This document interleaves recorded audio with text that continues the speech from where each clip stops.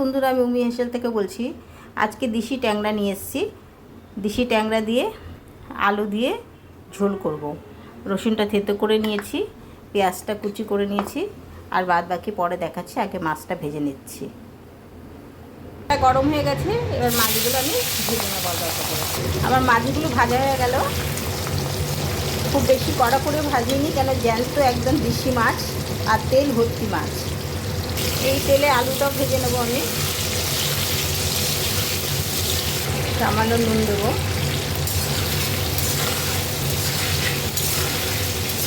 এবার বেগুনটা ভেজে নেবো। ছোটো ছোটো করে বেগুন কেটে নিয়েছি, বেগুনটাও ভেজে নেবো। আলুটা ভেজে নিয়েছি, মাছটাও ভাজা হয়ে গেছে। দেখো, এই তেলের ভিতরে আমি তেজপাতা দিলাম আর জিরে ফোড়ন দিলাম।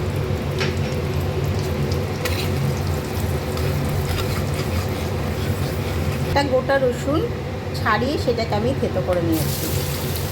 এবার একটা বড় পেঁয়াজ, খুব বড় সাইজের পেঁয়াজ, যে পেঁয়াজ দিয়ে দিলাম, দিয়ে এবার একটু ওটা ভেজে নেব।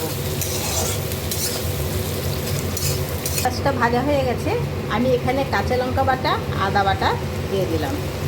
এখানে 10টা কাঁচা লঙ্কা আছে আর 1 ইঞ্চি আদা আছে। একটা ছোটো টমেটো পেস্ট করে রেখেছি, এটাও দিয়ে দিলাম। এবার এটাকে আমি ভালো করে কষাবো।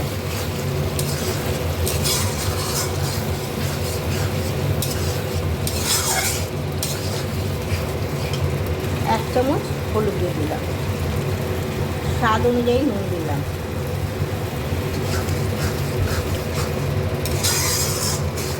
এখানে ছোট 1 চামচ লাল মির্চ দিয়ে দিলাম, কাশ্মীরি লাল মির্চ।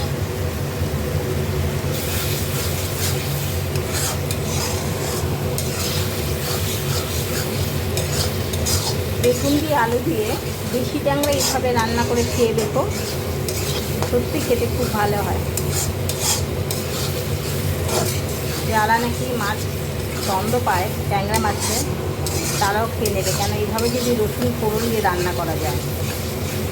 এখানে ধনের গুঁড়ো দিলাম অল্প, ধনেটা ভাজা ধনে গুঁড়ো, তার জন্য পরে দিলেও হয়ে যাবে। এখানে আমি জিরেটা দেবো না। এবার আমি ভাজা আলুগুলো দিয়ে দিলাম। আলু মশলাটা কষানো হয়ে গেছে, এবার আমি জলটা দিয়ে দিলাম।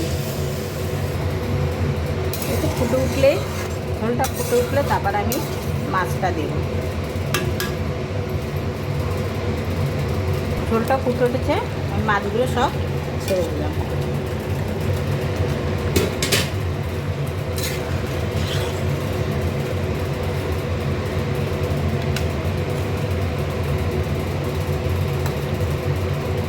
এটা একটু ফুটতে দেবো, তারপরে বেগুনটা ছাড়বো। এবার আমি বেগুনটা দিয়ে দিলাম।